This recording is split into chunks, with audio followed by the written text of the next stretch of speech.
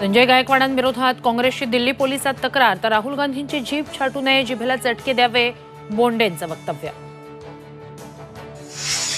महाविकास आघाडीच्या जागा वाटपाबाबत मुंबईतील नेत्यांची आज बैठक. मुंबईतील विधानसभेच्या जागांचा तिढा सुटणार का, याकडे लक्ष. 80 जागांसाठी अजित पवार गट आग्रही असल्याची सूत्रांची माहिती. मुंबईत आज अजित पवार गटाची बैठक. निवडणुकीसंदर्भात चर्चा होण्याची शक्यता. शिवसेना आणि राष्ट्रवादी काँग्रेस आमदार अपात्रते प्रकरणी आज एकत्रित सुनावणी. सुप्रीम कोर्टाच्या सुनावणीकडे लक्ष.